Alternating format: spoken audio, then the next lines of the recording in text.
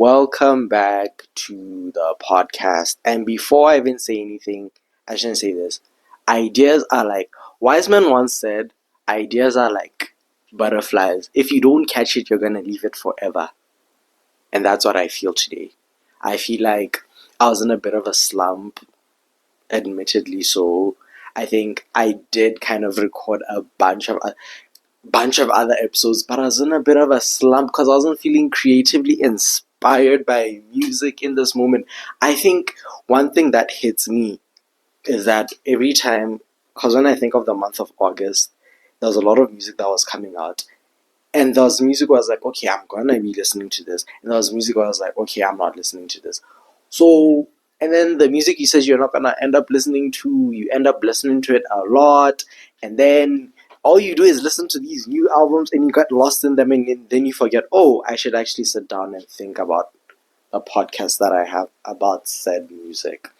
And if anyone's gonna be like, hey, where have you been? Guys, if anyone's gonna be disappointed in my absence from posting episodes, it's gonna be me. Like, y'all can be disappointed, but imagine how I feel. And not to be that girl, but I literally have double Capricorn placements in my in my big three. I'm literally a Capricorn sun. Like, I'm a Capricorn, so I'm disappointed when I'm not organized. And I'm a Capricorn rising, so people, especially people who know me, are looking at me saying, this nigga looks organized. Where the hell is the episode? It's here, guys. And like I said, ideas are like butterflies. I had to catch this butterfly. And it's about an album I did not think I was going to talk about. Because I saw there was a cover, and I was like, what the fuck is this? There was a single. I was like, it's not really giving, but sometimes you don't have context. So I was like, it's not really giving. And then, even when the album came out, it kind of sprung on me out of, ooh, it's the 29th already. Exactly. Literally, you see, when the music, you weren't like being like, okay, countdown. Like, if it was my husband right now, who was supposed to be the third episode, I would have been like, hey, I've been waiting. But for this one, I wasn't really waiting. Like, I love Sabrina Carpenter, who's what we're talking about today. But with this one, I felt like, oh my god, this album came too soon. What is she gonna say? I don't like the single. Why is it called Man Child? Oh, why is she on her knees in front of a man pulling her hair on the cover? Why is everything man, man, man? She's so man-centered. Like, that's what the vibes were giving. And I'm ashamed of myself. I kind of joined in. Yeah, you can kind of do it in this moment. A male misogynist, you can click off right now. Oh, every podcast guy is a misogynist. Yup. No, I kind of got swept up in the misogyny of it all, in the like drama and the discourse, and I forgot that no, this is literally, I've been with Sabrina for years. I got caught up in the whole, oh, this album is not gonna be as deep. It's so rushed, but I'm like, and then, because a lot of the discourse, I'll just adjust the discourse a tiny bit. A lot of the discourse has been like, this is not deep, and it doesn't have bangers, and it all sounds the same. But I'm like, everyone who's saying it's not deep was there for like her 2022 album, Big Emails I Can't Send, which was like, songwriter, singer-songwriter. But what if I said that album was just throwing shit to the wall? Like, it was kind of debut album vibes, which is kind of how she describes it, if you know the lore. Debut album vibes, first album, okay, let's see. Okay, let me put a bad bitch song there. Let me put a, oh my god, you hurt me song. Let me put a, oh, the media sucks song. Just like that, just like that, just like that. And just like that. And just like that. You see, it's like literally throwing shit at the wall, kinda. Which is cool, which was fun, but it's not really like the album where you're like, oh my god, the writing is on top, the writing, just cause it has dreary ballads. I love that album, but just cause it has dreary ballads and singer-songwriter stuff doesn't make it a writing feat. And then people are like, oh my god, it's not gonna be as punchy, like short and sweet. Love short and sweet. Love short and sweet. But I just feel like Short and Sweet didn't feel like an album. Okay, it did feel like an album in the sense of like, okay, I see the vision. But it was just like a collection of back to back pop bangers, which is kind of what she wanted to do, so I won't fault her for that. But it's not something I'm gonna be like, oh, let me listen to this, because sometimes just too much pop is loud in your ear. But with this one, with Man's Best Friend, it took me a while to get into.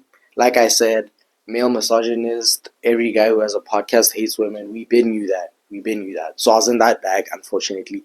And I was listening. I literally listened to it the midnight it came out because I'm like unemployed. I was listening to it. I was like, okay. And then the thing is, one thing about albums, you can tell an album is trash to you or is like gonna be a grower. Every single album that's been a grower for me, there's gonna be one song. There's gonna be one song where I'm like, okay. You see, I don't like these songs, but I put a star next to the song or like two of these songs. And then you go back to listen to those songs, and then you end up listening to the songs surrounding that song, and then you hear what those other songs are saying, then you listen to the whole album and you're like, oh yeah. That song must have been sugar talking for me, because I was like, oh, banger. And then I got into it as time went on. And as time went on, I realized that this is not just, hey, male-centered bullshit, hey, man. Like, I kind of had to distance myself from that mentality, because it was like getting, like I said, all men who have podcasts hate women kind of vibes. And I realized that maybe there's something being taught here. And ladies and gentlemen, that is episode 3 of track 7, titled, I don't know what I'm going to title this episode, so we'll see. Like I said, there's a bit of, like, this album was like, I think one thing that makes albums feel horrible when you listen to them for the first time is if there's a through line consistency in the sound, which is like good when you start loving the album. But at the beginning, it's just like, oh my god, every song sounds the same. Nigga. Oh, that's like, no. explicit jokes. You know what I mean? Sabrina, give us something fresh. But there is a story that is being told, and I feel like she's such a compelling writer on this, and she had such a specific story to tell, that I'm like, this might kind of be one of her best albums out of the last 3, because I don't know about those other ones, those Disney Channel ones. No one listens to that. Exactly, because I'm like I said, Man's Best Friend is like consistent in its sound, and like there's a story being told, and like that cover kind of doesn't make sense, but it kind of does make sense, because she's on her knees. Literally, look it up after this episode. She's on her knees, and there's a man who's pulling her hair, and it's like, girl, and she's looking at the camera to be like, like she's looking at us. It's almost like she's self-aware, like, let me cook. She's self-aware that, like, she's letting men treat her like a dog, like Man's Best Friend, and she knows that. And is she gonna do anything about that? We don't know. But that's the beautiful thing about art. Like, people don't have to be like, solution, like, okay, I went through this. She's simply just documenting her life. She's literally just documenting her life, and like a pattern she sees of how men treat her, and she just put it into this. Even if it could be about how one specific man cheated her, I feel like it's more of a composite sketch. Yeah, like I said, I feel like outside of like all of the discourse and like everything and like what she see on the surface, like I said, she's kind of self-aware of herself being cheated in a way that's not. I feel like I saw this tweet, someone was like, oh my god, liberals never finish their sentences. It's like, oh, that's not, oh, it's giving, dot, dot, dot. But like, that's not, like, she always finds herself in these situations, and she's self-aware that, like, she is in a situation where, like, she's being treated like a dog, and, like, it's kind of sad, but, like, it's so self-aware, and, like, I feel like in her writing, you really get the theme that she's someone who just needs to laugh through the pain, hey? Because I've identified there's like a bit of like a theme or stories being told by these songs, because the first one is obviously like the beginning. I feel like this sort of juggles back, but like the initial excitement that begins a relationship and effort that is being put on both ends, and like that initial obsession that someone does when they like you, that's like a big prominent theme of like, okay, and then there's like when it starts devolving into kind of nonsense, and like, see, these themes are not unique to a lot of albums. This is kind of super ache, but like this is like Sabrina's approach to when these things happen and how she reacts, which you could say, oh, react better, but like you can't really expect someone in their 20s to have everything figured out, right? So it does kind of get to a point where she realizes, sort of, oh, this person doesn't want me anymore, which is like common placement. And then it gets to a place where you kind of, I talked about like this dynamic where like in a relationship, there's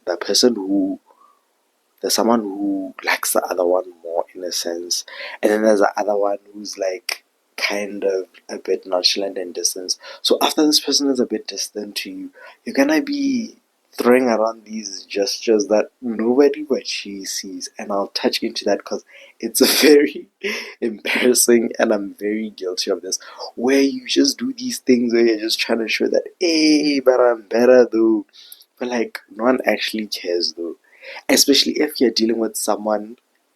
And let me not just say someone, let's just call this person a man child because that's the first song on the album. When you're dealing with a man child who's decided that they don't want you, Sabrina girl, these little gestures are not gonna do anything. Like, stop posting on your story, dog. It doesn't matter.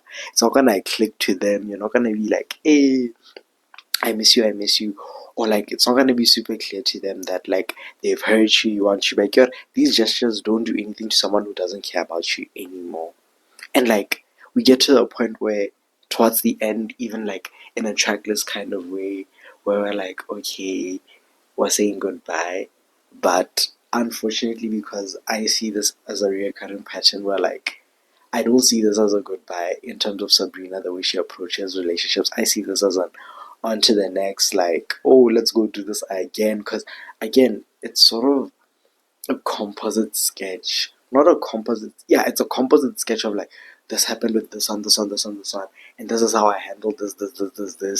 And this is how it always unfolds. So I just see like the goodbye stage of the album as like where you sort of get back into the cycle, like literally circling back to where we began. And it's a cycle that I think it's good that she doesn't explicitly be like, okay, next time I'm not gonna be. But like, I think it has elements of like listening to the inner voice in the sense of like, you kind of have to say everything, even if you sound desperate and weird and like, hey, when I rata banna, ye, let men affect your moods, or you have to kind of let it out. That because that's what your inner voice is saying. I feel like when you're songwriting, especially when she does the way she does with like an intimate team, you're just letting your inner thoughts out, and then the solutions don't have to be there in that moment.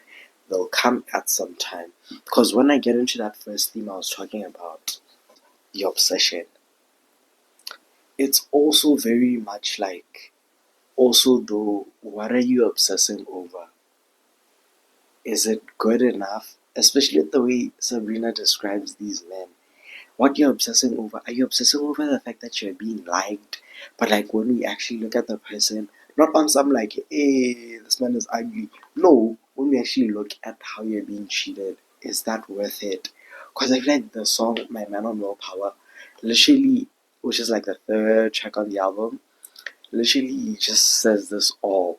Because it's like, literally, he's clingy, the way it starts, he's clingy, he's loving, he always initiates, this, he wants every one of me. But like, that shatters so immediately because the song devolves into like, oh, then this person kind of becomes like self-aware or like starts to not want you anymore. But because obviously as the person on the side of like, ish, they don't want me, you're gonna start thinking, okay, XYZ is getting better, even though like you're gonna inflate certain things of their life that are getting better to align them to yourself and like be like, oh, I'm not good enough for this. Like he's working, he doesn't have time for me. And see how you think that work is more important than you. And see how you think he's like got this new willpower. He's like in touch with his emotions. He's such a better man that he doesn't have time for you, even though they used to be so obsessed with you. Because this is literally that Taylor song, My Boy Only Breaks His Favorite Toys, where the concept of just having a favorite toy, hey, you play with it, you love it, but at the end of the day, you see you play with it, then what you gonna do to it at the end?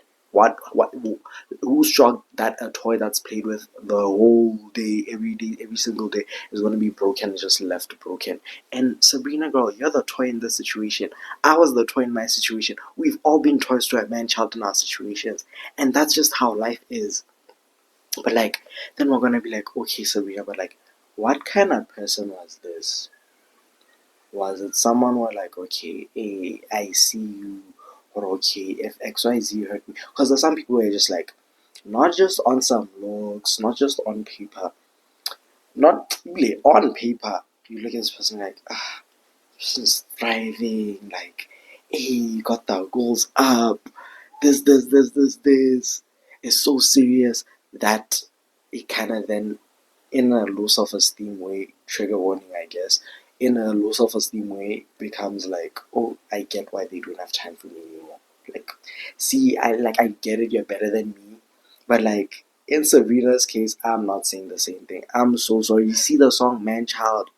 That's not describing someone. Like, let's just go through every like aspect of how this person is being described. Yeah, let's look at how this person is being described, because we get into a song that's like sugar talking, and sugar talking, I'm so sorry. Sugar talking, like I said, sugar talking was the song. I was like, hey, I hear you, which is kind of sad, because why am I relating to a song about like empty promises, about like, okay, as you're begging the person you're with to like put the money where their mouth is, like, you're like, stop sending paragraphs and come see me, or like, stop, not like, give me the attention and time that I need, please. Like, your talking isn't working tonight, your apologies. Guys, have you been in a situation where like, lore drop, like a year ago, I was in a situation where I was like, every time I like beg, apology. Imagine someone who's chronically online responding to your messages like 4 days later. He's like, I just need you to be there for me. Come on. Literally, Henry, come on, by Lana Del Rey. Come on. You can't be with sugar talkers. You can't be the sugar talker, because a sugar talker is always going to do that to you. Someone who's slick with their mouth is kind of the worst person you're with. Because that apology is going to come back. That paragraph is going to come back.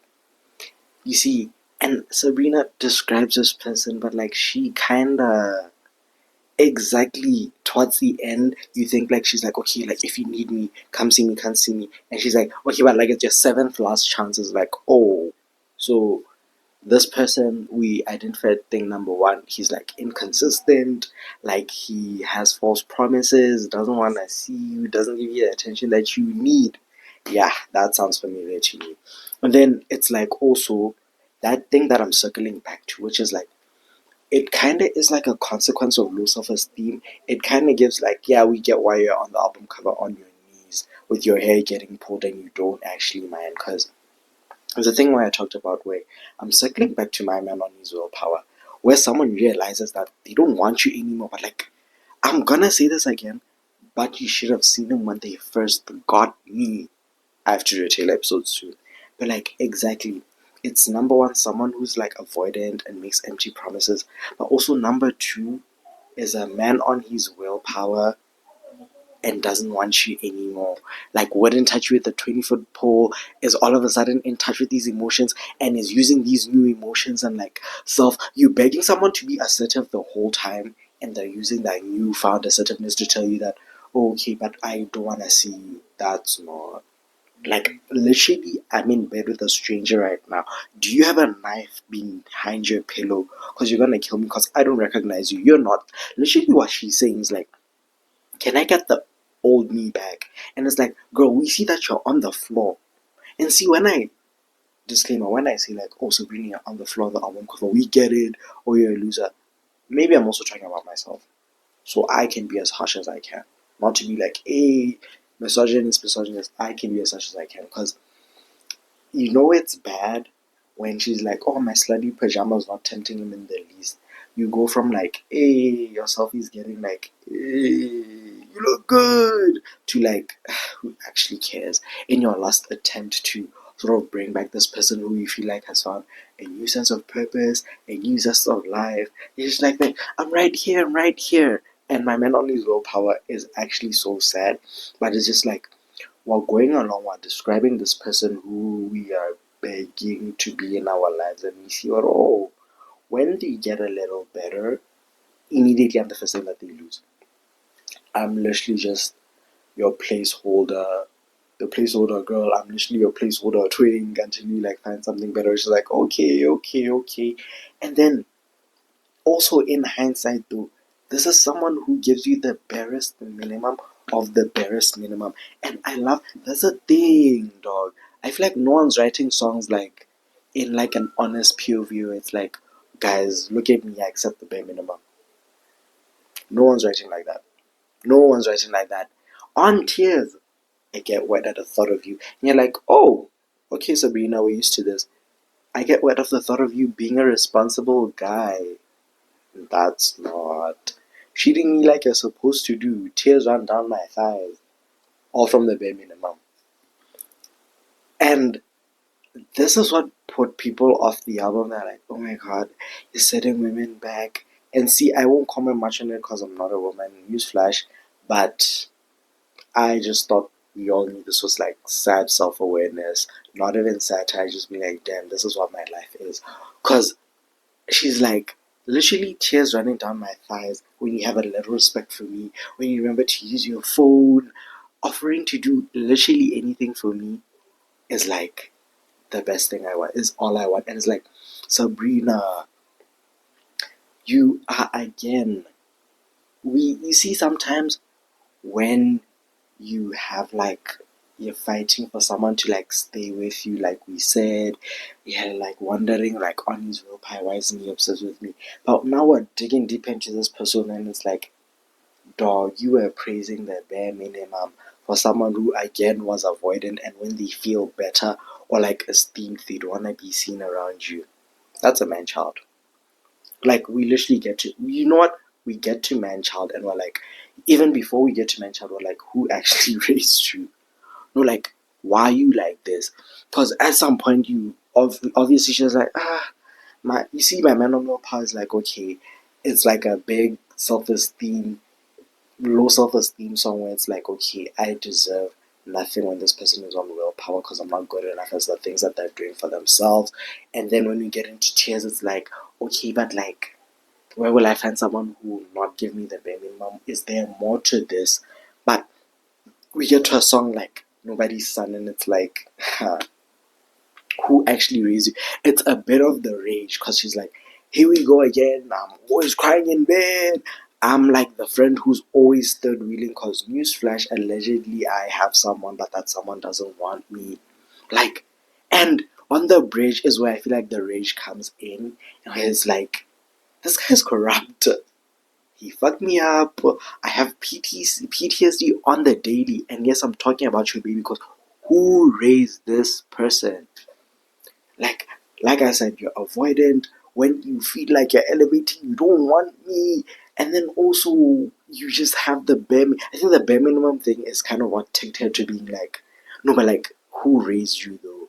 And could that person just raise you to love me or do anything more than just like the bare minimum of like the thing where that guy is like doing where they just enjoy the thrill of a chase, but like when they have that thing, they just want to keep on going hunting instead of keeping it. She's like, who actually raised you? Like, you're literally a man child. Because it's like then it culminates to man child, which like, I don't know if man child is like the perfect lead single to me, but it kind of sums up this persona where we're wondering why Sabrina, why are you crying over this person or like begging this person to consider you every time they feel like they're elevating.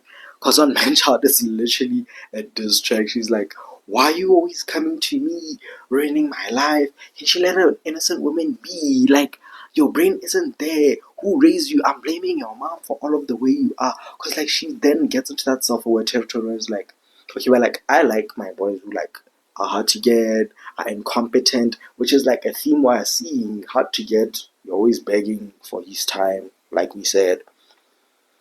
Incompetent, we're getting wet at the bare minimum, allegedly, apparently, clearly enough. When someone's like, oh, can I clean up your room? That gets you on.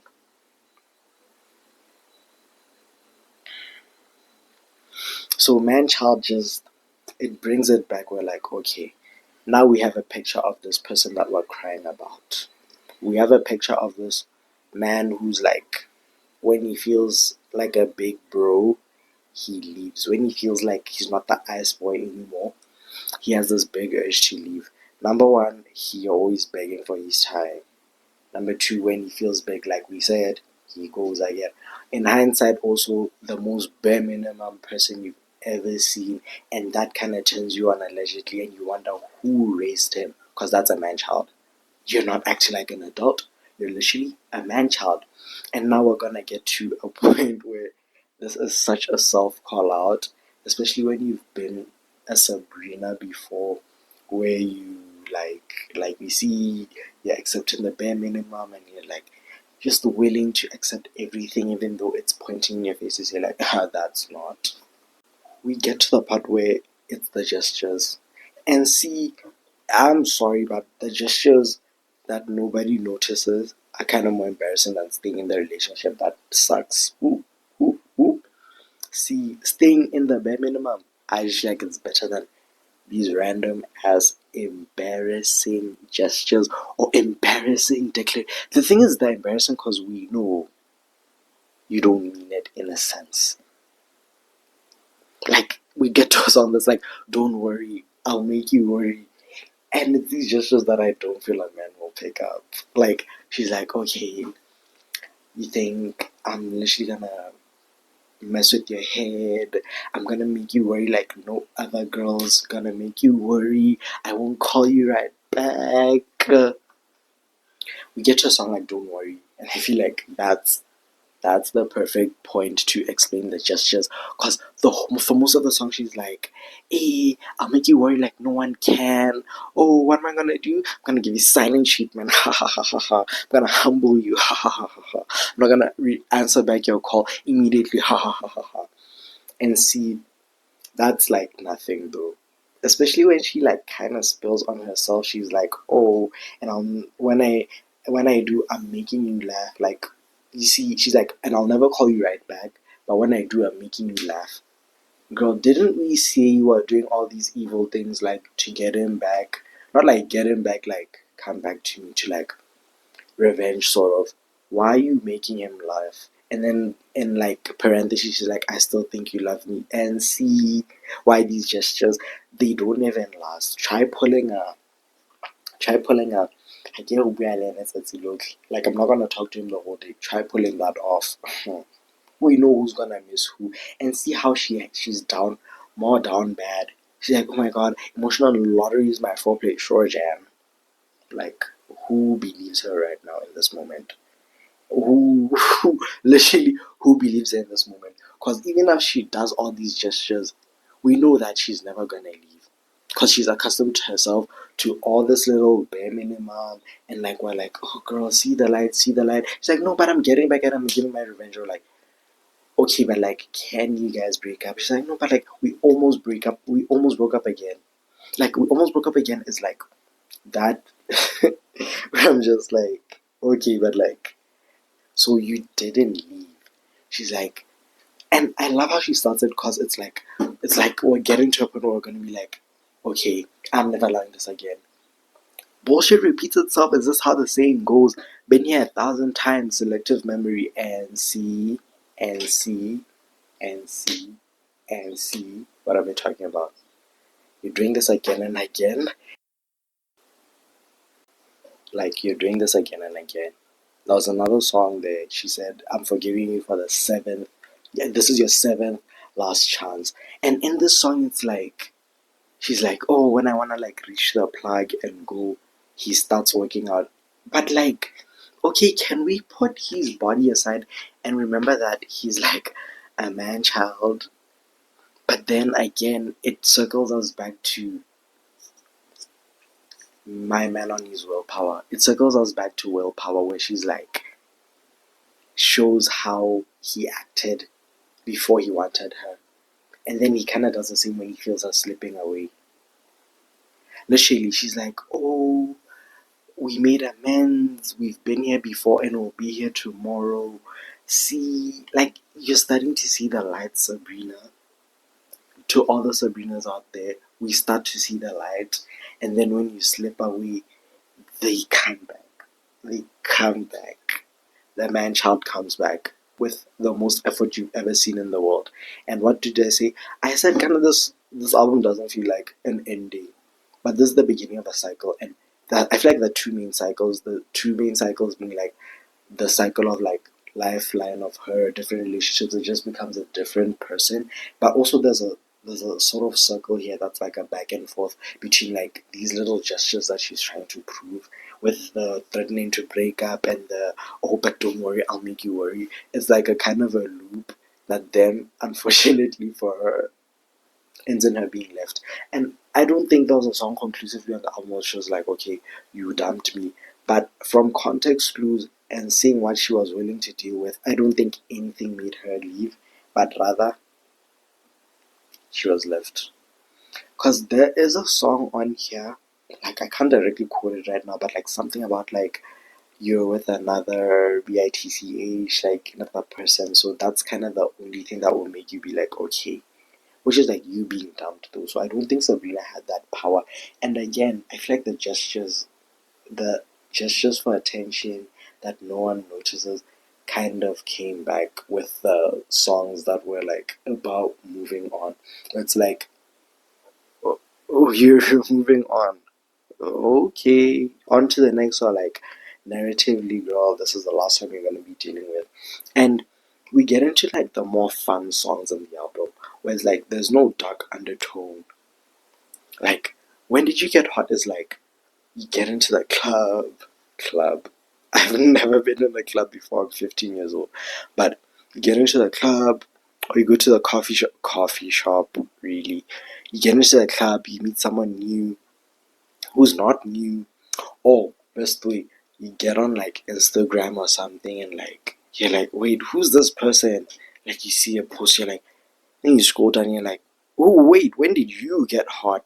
And then it starts again, obsessing over someone new, like, cause she kind of gets into it a bit, and it's like, she's like, oh, I feel like I would have remembered you if you had that face card. Like, she's taking double takes. She's like, I feel like your lightning rod is bigger than Zeus's, which is like, girl, she be getting nasty down on these albums, and I'm just like, talk your shit, because no one's singing like her. She's like, let's go back to your place, da da da, and see when she wants to move on immediately. But she doesn't like, which is why I'm like not really convinced of the move on, because it's like, it's very much giving on to the next. Because again, probably with When Did You Get Hot, it's like in the club, we get something like House Tour, which is like double entendre of a song, because it follows back When Did You Get Hot, Taking Me Back to Your Place, and then you get to My House, but then I want to give you another house tour, and I will not get into it because PG 13 on my podcast. But like, she like is giving him the tour, talking about her body, like how, oh my god, the wax floors are so expensive, I prepared myself all for you, and see when Sabrina, like, these are themes that are not different. This is like Super 8, where you kind of do a lot for a bare minimum person. So she's like, for this new person, what's mine is now yours, da da da. And she's talking about her body and like how, you see, essentially she wants this new person in, which is like, I'm just like, okay, this should be like a goodbye. It's like a departure from those old situations. But it just feels like, not really though. It feels like we're doing this again. We're doing this again where we find someone new and then we do all of these new things for.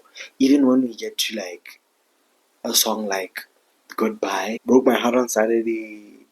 Okay, when we get to Goodbye, I will say, she's like, okay, goodbye by definition here means like you're losing me for life. You used to want me, but then give it 3 weeks, you don't want me.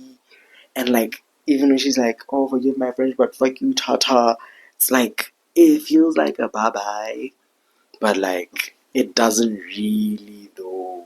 Because I feel like it's sort of manifesting what she wants to do, but like, on the bridge, she's literally like, oh, when did you get here? Go put on some clothes, like, girl. Again, it makes me think, was the house tour for him again? Was the house tour for the man child again?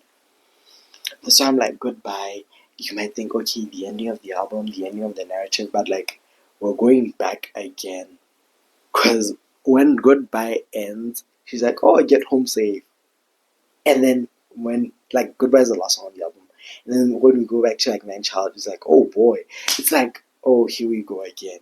Which is, like, the genius of it all. So, briefly, just to talk about other elements of, like, the music that I've kind of noticed. I think, like I said, the sound is very consistent, but not really though. I think the team did a good job of like, because there were like only 4 people who worked on the album, like not talking about the engineers and everything, just like producers, writers, performers. Only like 4 people worked on this album, and they kind of did a good thing of like being able to create this sound, intimate sounding synthy 90s with like a few outliers, because we get songs like House Tour and it sounds like fun disco. There's like elements of fun disco and it sounds like literally a Barbie song, which kind of aligns with the concept of a house tour. We also get like something like Sugar Talking and When Did You Get Hot, which are more on the R&B base, but there's kind of a through line. Sometimes you get a bit too country with a song I didn't talk about. I hate myself for this. A song like Go Go Juice is essentially, obviously, alcohol and like how she gets drunk and like texting. Hey, she gets fun when she's a little drunk. Just the title Go Go Juice tells you we're gonna get into a bit of country territory. Even Manchild, like Manchild, Tears, Go Go Juice. These songs are like songs you like. What's it called when these country songs you can line dance to? So that's just like the through line like of the sound. I think they really made it sound cohesive, because when an album is cohesive you can listen to it knowing that something won't just jump. When it becomes upbeat it doesn't scream, which is kind of a problem I had with Short and Sweet, because you'd be like, okay, we're at the middle part of the album, bad cam, or like something else is just like shouting in your ear. This is a very like smooth, easy listen, and I feel like you would love it if you like that sort of 90s sound, but don't mind a bit of yeehaw. But also, if you kind of know the Sabrina thing of like she's gonna talk about like the most explicit things, but like not in like a vile way. It becomes like kind of fun because it's wrapped up in metaphors. And it's like you're gonna eat this up. And I didn't expect to really like this album because, like I said, I wasn't on the train, like, I thought I wasn't about the train the whole way. But I was pleasantly surprised, even in interviews, how she talks about the music. You can see that this was a specific feeling that needed to come. If you feel like a dog and there's a man children who always have you by the head, and you see that album cover and you're like, why is she? But like you know in your heart, this is the album for you. Give it a spin. Be pleasantly surprised. Have fun, because at the end of the day, it's an album. You can have fun. You don't have to like, hey, big brain it like me. I'm doing it because I have a platform. But like, you have fun and like, stay tuned for more. I think next episode's coming. Maybe I need to go into the album format, because with the other episodes I put back, there were a lot of playlisty, but then I didn't have a lot to say, because if the cohesion is being made by me, I fully understand it and I can't say much of it for like not even 10 minutes. So I think the album structure really helps me to flesh things out. But like I always say, thank you for your support. Please follow the page.